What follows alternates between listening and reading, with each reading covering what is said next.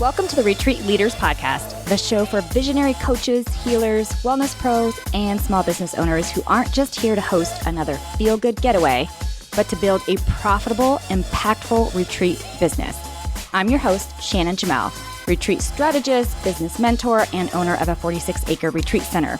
I've hosted over 100 retreats around the world, and I've made every mistake so you don't have to.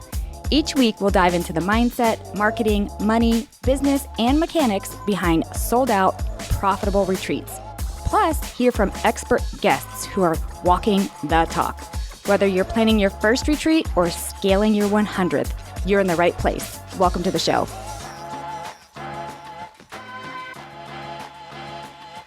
Hey guys, welcome back to the Retreat Leaders Podcast.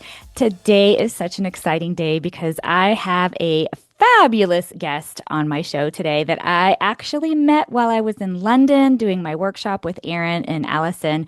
Welcome, Dawni, to the show. Hi, well, thank you so much for having me. I am so excited that you are here, and I will not probably do justice to who you are and what you do. So will you please tell the audience who you are and what you do? Sure, sure. This is always a very difficult question for me because I am what I consider to be multi-passionate, and I call myself a multi-potentialite, which, in its essence is just an entrepreneur that can't stick to one thing and likes to get involved in many, many different projects. But that journey has led me most notably to being part of the community in the UK that has a front forward kind of human first leadership when it comes to boutique marketing as an agency model, but changing what agency means. Because agency does sometimes have a little bit of a negative connotation.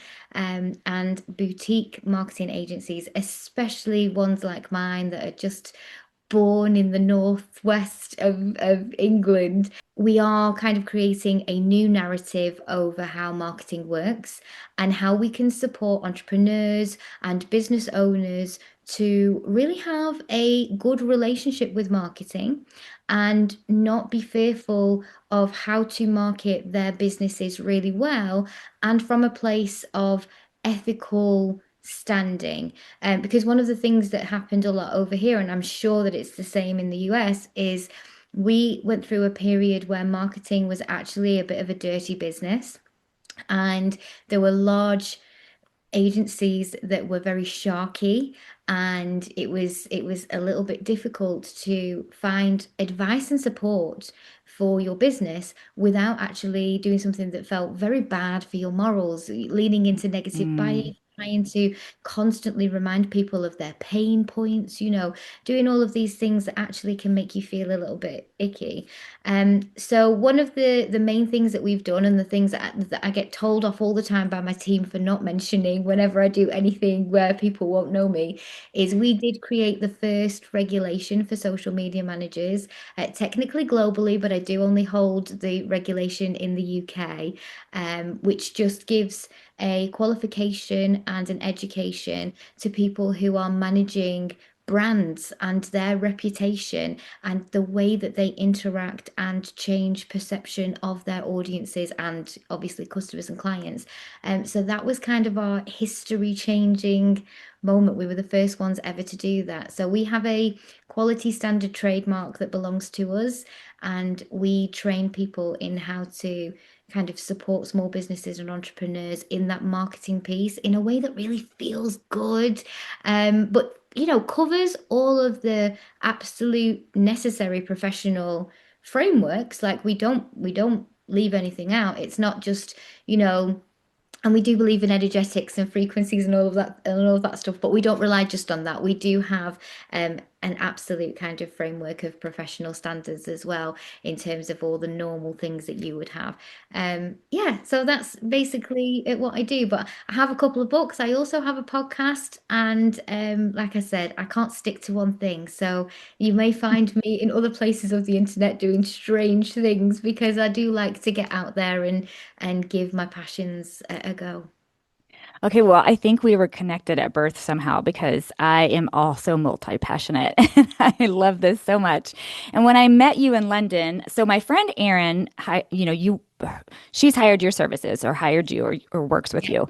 And I knew when I went to London and I met you, your energy and your knowledge, just everything about you, I knew I wanted to work with you too. So I've just now obviously hired your company and you're going to be helping us with our marketing. And I can tell, Dawni, just by our conversation and by the way you approach business, that it is different. And I love that. It's like, how can we expand your organic reach, not just paid reach, but organic reach? And how can we look at your messaging? And how can we look at the activities that you're doing? And so I think one of the problems is, and this is the misconception I'd love for you to help us out with, those that are listening, is people think marketing companies, marketing agencies, they're just going to make me spend a whole lot of money, and I'm not sure what I'm going to get out of that. What do you think about that? I think that that is a really good, stable frame point to come from. Like, I think if you walk into every meeting that you have with marketing people with that in mind, what you're actually doing is a very good basic due diligence, and that gives a level of intelligence. Like that's a good thing. Do be wary, because the industry that I work in has an underbelly. It does have, it's very difficult as well if you have never been in marketing or if you've never done jobs that kind of cross over into that, to know if someone is telling you the absolute truth. And marketing people are those kind of double hypnotists, like we know how to market, therefore we're great at marketing ourselves.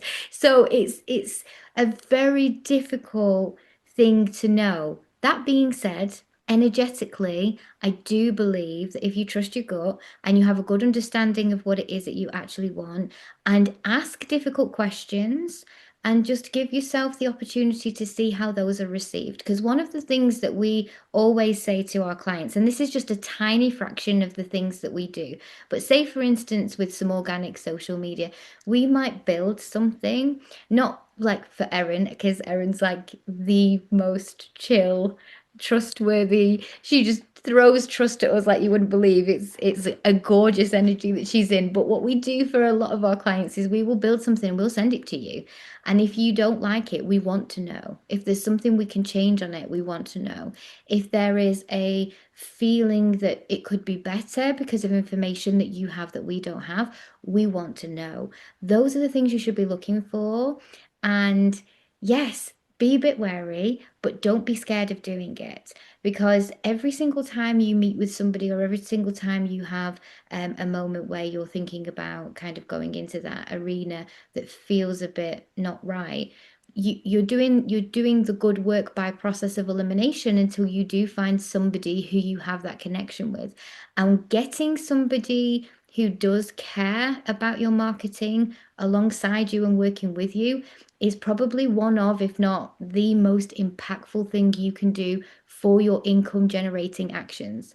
So it is a scary thing and it should be a scary thing. You don't actually have to spend a lot of money. Look for the people that use phrases like, how can we get the most value for you out of this set budget or out of this set campaign? Or, for instance, if you have an event or something that we can really squeeze all the juice out of that lemon and just get lots of different repurposing out of. Look for those kinds of actions in a person. And one thing I will say, and I stand by this. I get told off all the time for saying this because I am going against the code of marketeering ethics, is that there is no regulated pricing structure in marketing. So there is no kind of, like, solicitors or accountants have a rough estimate. Everybody kind of pays the same. Some larger firms will obviously change that based on their notoriety and all of that. But marketing firms don't even have that initial base point. So you can go to one person and it might be $20 an hour, or you can go to the next person, it might be $2,000 an hour. And unfortunately, it's going to be very difficult for you to know the difference.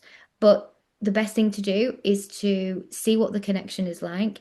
Check that this person that you're speaking to or the people that you'll be working with are the type of people that really care and will get involved.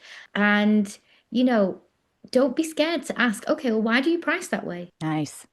Why do you give me some insight into the insight, how you do your business? Like, why do you do that? Because we are very transparent, and a number of the best boutique and even some of the bigger agencies that are actually really good, they have no qualms. We are an open book, we don't gatekeep.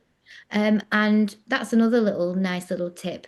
If you can have a meeting with somebody and they will freely offer you advice that is useful there and then, and they know that you can walk away from that meeting and never book them, never spend a penny with them, but it was still important to them that they gave you that value, even though it was maybe just an energy call or a sales call or whatever. That's usually an indicator of a good character who actually they have some sort of level of pursuit in helping people and not just taking money. Hey guys, Shannon cutting in here real quick. Listen, the Retreat Industry Forum is happening May 14th through 17th in Denver, Colorado, and it's not your average feel-good conference. This is where bold retreat leaders, venue owners, industry pros, small business entrepreneurs come together to disrupt, challenge, and advance what's possible in our industry. You'll get cutting edge strategy, real world business tools, and high level conversations about profitability, innovation, and sustainability without the fluff or kumbaya. Join myself, my friend Erin and Allison, along with other powerhouse leaders for 3 immersive days of connection, collaboration, and serious business growth, plus an exclusive VIP experience for those ready to go even deeper. Get all the details and grab your ticket now at retreatindustryforum.com. This isn't just another event, you guys. It's the movement that's reshaping the future of the retreat world. Oof, there's so much goodness to unpack here. I think the last thing you said just like blew my mind in the way that I wish more people talked about that. I wish more people talked about that exploratory calls even. There could be some good energy and good information exchange that could happen in that exploratory call. And that is a good indicator of how that relationship will look going forward, right? So I love that. The other thing is you mentioned, yes, it can be confusing. It can be overwhelming. There's all different kinds of negative, I guess, things that you could feel with it, but still don't let that hold you back from doing it. And I believe in this so strongly, Dawni. It was one of the things I talked about at length, even at my workshop in London. And I talked to it with everybody who's in this industry, in any industry. If you have a product, whether it's you, the product, or a product, doesn't matter. Having a marketing team behind you, if you don't have it within, like your own organization, is critical. And what I mean by that is if you are a solopreneur, which a lot of people listening to this are, you might have a VA, you might have maybe somebody who helps you out with some graphics or some whatever. But if you're a solopreneur and you don't have this skill set, which most of us do not, you've got to find an organization like Dawni's. To me, that's just like it's a no. There's no other way to do it today. It's so busy. It's so loud. It's so congested. There's so much going on that if you don't have someone that is helping you with your branding, helping you with your vision, helping you with your messaging, making sure it's all cohesive, that it's showing up in the right places, it's saying the right things that match who you are and what you offer. If you don't have someone that can do that for you on the inside, you've got to hire someone on the outside. That is just like a no. Like there's no other option. Yeah, I totally agree. And also, if you do have somebody on the inside and you feel like, for instance, you said that you might have a VA or somebody who helps with graphics, which is such a beautiful place to start.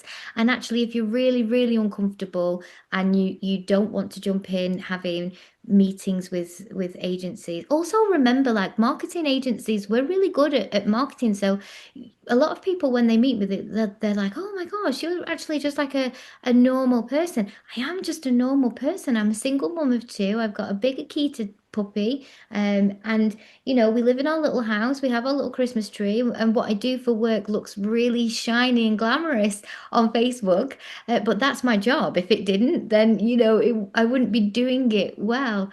So remember that the humans that you meet are just humans, even though they might look really polished online. That is what they do. So, but if you do have a VA or somebody in house that maybe is supporting you on a smaller scale, don't be scared of reaching out to people like myself who maybe head an agency but also work individually.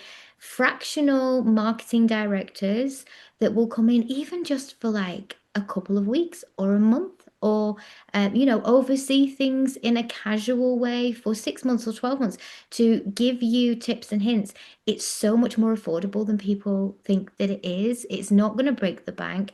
And a lot of us now, fractional marketing directors and people that work in this way, and we know that we're working with solopreneurs, we know that we're working with business owners that have employee levels of kind of like less than 15 people. In those arenas, we are building products like a VA kind of model, like those kind of retainer models that are very impactful, but not high touch. Like we're not going to be working full time on your company all day, every day. But then obviously the investment is not so big and scary. But we can come in and we can actually the strategy piece or the actual market research piece, the bit that maybe is the expert level bit that is missing, can be jigsaw pieced in quite affordably and temporarily. And I think people forget that you've got that flexibility. And if somebody doesn't show those services on a website, but you love them, you've been watching their stuff on Instagram, send them a little message and be like, hey, could you spare me 90 minutes once a month for the next 3 months just to oversee our marketing campaign and give me some, tweaks? And it's crazy the amount of money you can save by doing that rather than absolutely splurging hours trying to do it yourself when you're not somebody who has that already kind of living and breathing expertise. Because for us, it's super easy. We see over 100 different brands and how they work daily. And that's, a data and metric on a bird's eye view that no business person could get access to. But we are, coming from that place of privilege. And that's just the people who, run through our agency. Anybody that I work with in corporate or anytime that I get in any kind of circles to do with what's happening in the economy.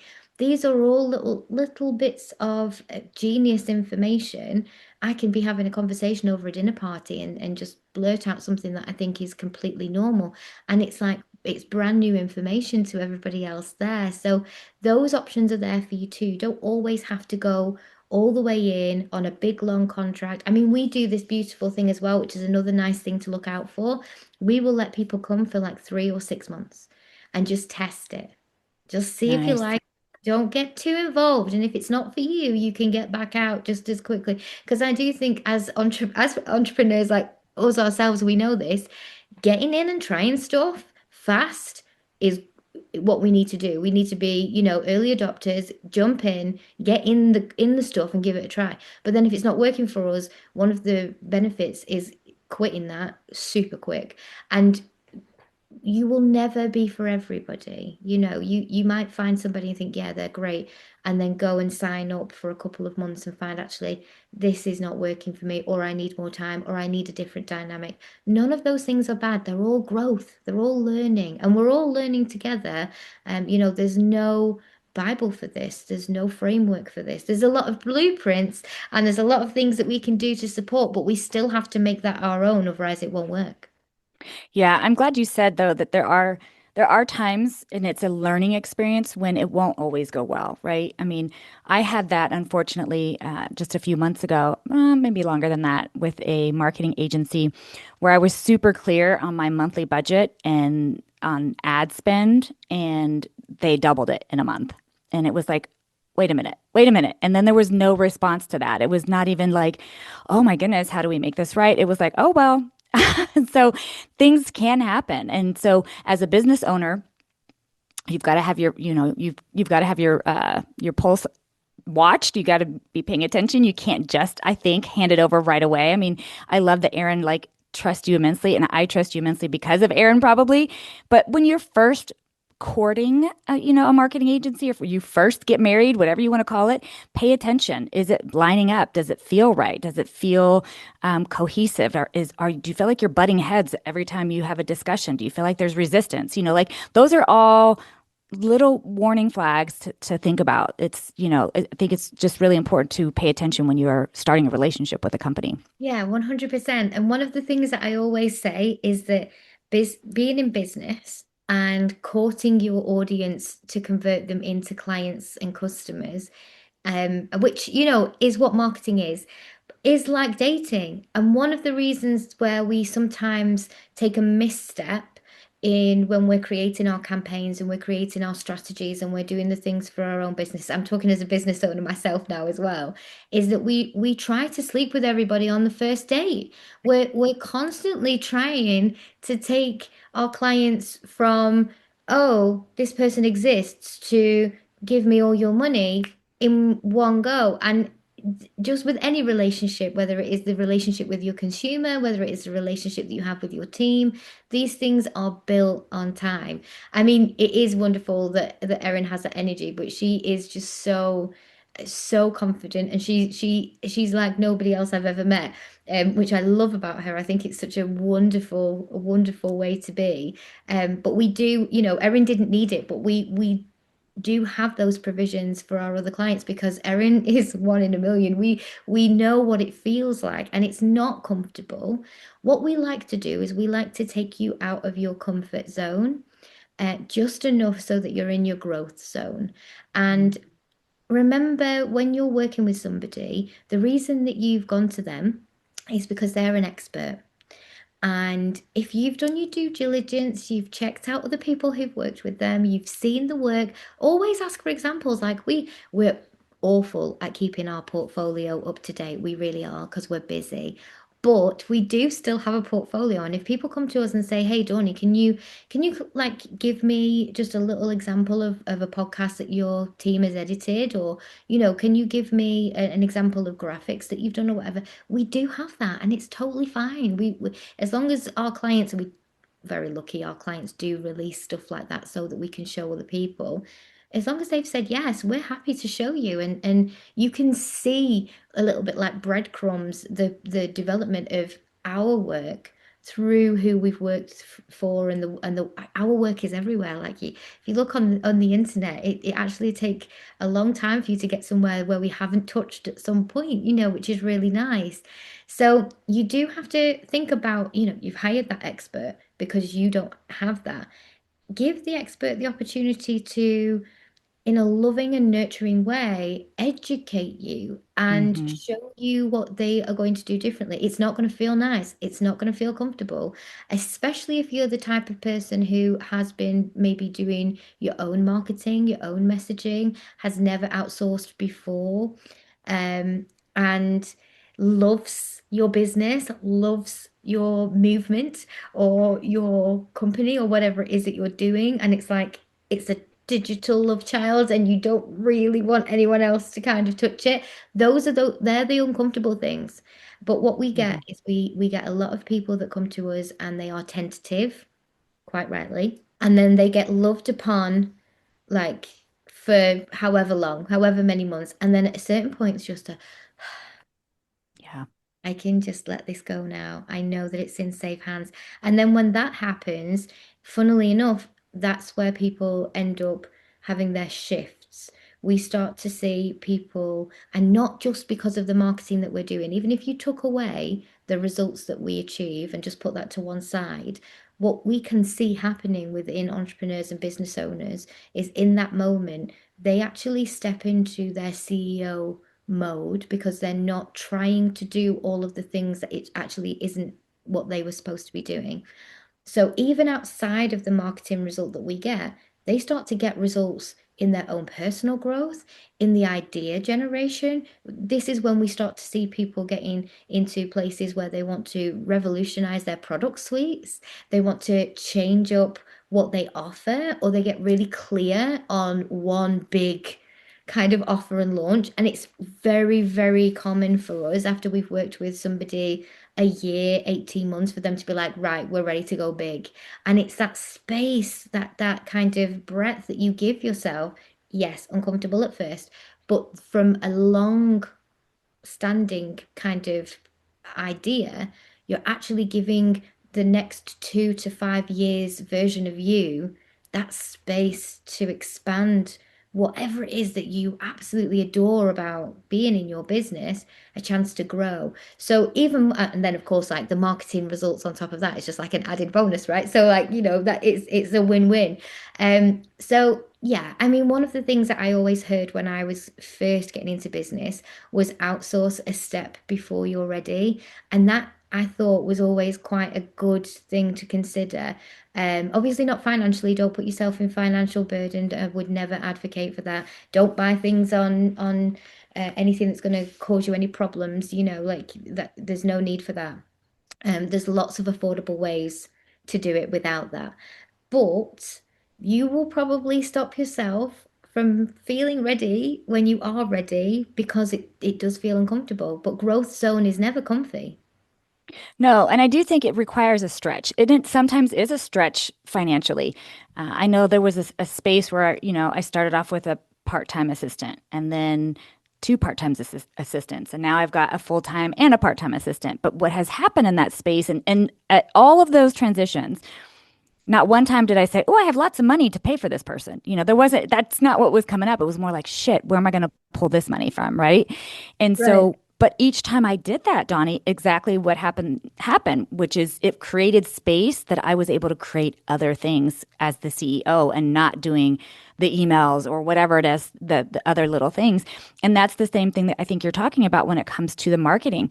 If you are a marketing genius and that is your zone of genius, then yeah, be involved. But believe it or not, and I know this is hard for business owners to hear, that's usually not our zone of genius. We might have pieces of it, but that's usually not. We're creators, right? And Dawni, you are too as a business owner. But I mean, like we're creating of the product, whether the product's us, our services, an actual product, whatever it is. Like we're creating products, we're bundling products, we're doing all of these different things, and then we need someone else with a different set of eyes. Listen to me when I say this: a different set of eyes to look at that and say, okay, the messaging you have right now is not selling or it's not working. This is why, or et cetera and so forth. And that requires an expert. And so the other two things that I want to add to that is it does also require time. And Dawni, you mentioned it, but I think some people are like, okay, well, within a month it should pay for itself. That's not necessarily the case. I would even say sometimes it takes a good solid 6 months before you're like, okay, wait, I'm seeing some traction happening here, right? So I do want to be super clear on that. Could it happen earlier? Dawni, I'm sure you've seen it happen earlier. Could it take longer? I'm sure you've seen it take longer. But I feel like that's kind of a decent gauge. What do you think as far as you got to give it time? Yeah, absolutely. And what I would say as well is most people that are in marketing have some strain of geek running through them, like real solid nerd energy. And I actually love it. I think it's one of the cutest things about us as people. But that nerd energy needs data. It needs clear, clean, pure metrics. And we don't fully always take what we are told from each individual place. It doesn't matter whether it's school, Substack, whether it's Instagram, like Meta, TikTok, LinkedIn, whatever. We will take the insights, but we like to pull that, kings and queens of spreadsheets, and we like to pull that and create our own information that we know that we have looked at and that has been thoroughly investigated. And often the little like nerdy scientist, data scientist in us wants to go and see what is the exception, what is the rule. And I think one of the hardest things is because of viral visibility nature, social media being an excellent example for this.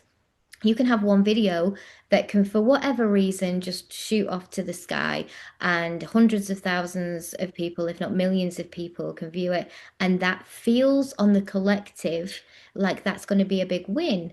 But that's actually really awful for people like me because that skews your figures, gives me no accurate information about your true audience, your conversion, how you're being received, what the perception of your market placement is, all of those great juicy things that we're looking for with our numbers. And that's what people are looking for sometimes when they say like, oh, I thought maybe there'd be some results after a month. That's what people kind of expect, and that is actually damaging to your brand long term. We can't get solid data that we can start to read and have confidence in until after solid month three. We still are tentative about it for another 3 months after that. And the accounts where we have the absolute most clarity that we can trust, clarity that doesn't move, are the ones where we've had 12 to 18 months worth of consistent information. Um, and I think sometimes it's a question to ask yourself over, am I looking for temporary comfort or am I looking for long-term result? Because temporary comfort and feeding your ego and having the vanity metrics, three more people followed me today, 600 people watched that video that I put out of my cat, that kind of thing. It feels good in the moment and it feels like it is a return in terms of visibility in that might turn into something in business. But unfortunately, again, it's a bit like dating. It's a bit like being love bombed by marketing. It's not the true deep, deep love that a long-term relationship and actual clarity over the data that you get can provide for you. And if you have the kind of, I've got no patience, but if you can just have like the patience and the trust in that process, then the data and the metrics that you get from that will be eternally useful. It won't matter what happens, year three of your business, you're still going to have a solid data set that any marketeer that you work with, any VA that you work with that understands it going forward, will be able to use as a base point to understand how your audience in that framework of time reacted to things, what worked, what didn't work. We're able to remove the things that are out of our control, such like the algorithms. Everybody goes mad about the algorithms. It's just one tiny element and we have to remove it because we don't have control over it. And the mindset over this is very much, it's not a quick thing. And if you want to be in business for the next 3 years because it's a cool thing to do, then maybe you don't worry too much about that. But if you actually want to have a long-standing business that's 5 years plus, it's a really, really good shift in your perception from the offset to just think, oh, wait a minute, this is not going to be quick, immediate results. And if you do get quick, immediate results, 9 times out of 10, again, I'm going to go into marketing prison for this, it's not your marketer. It's a fluke. The people that say, oh, come to me and in 60 days, we can't guarantee nothing. We take the information that's in front of us and we decode it and we use that information and then we test and test and test until we have something solid that we can hold on to, and then we adapt and we change and we make sure that we triple down on strengths and that we do everything we can so opportunities aren't missed. But nobody in marketing is magic in that way that they can guarantee anything. Amen. Hallelujah. I love it. And just in case you are curious, those that are listening, Dawni and her organization do work with people worldwide. I just hired her company and I'm in the US. Pretty much everything that Dawni works on every day is relevant to anybody who has a business, no matter where it is. And so I just wanted to throw that out there. Also, Dawni, I saw you did that photo shoot in Paris, which I was so jealous. And if you ever get the tickle to want to do one with horses and bulls and cowboy hats, We just would let me love know. that. We would love that. I mean, we just love those days. Honestly, Shannon, it's the sweet nectar of part of what we do, because so much of what we do is social media. Content has been a big thing of it. And yeah, Paris was great. We went to Ibiza a couple of times this year. We did one in Central Park in New York a couple of years ago.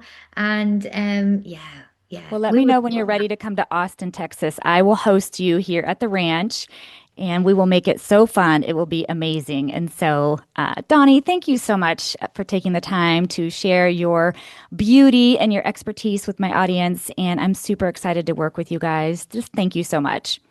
Thank you so much for having me. It was lovely to talk to you. And, I will geek out on this stuff anytime. So if you ever need me, I'm here. Just holler. Awesome. Thanks for tuning in to the Retreat Leaders Podcast. If you love this episode, please make sure to subscribe, leave a review, and share it with your retreat besties. Want more support? Grab free resources at theretreatleadersplaybook.com. Until next time, lead boldly, serve deeply, and retreat profitably.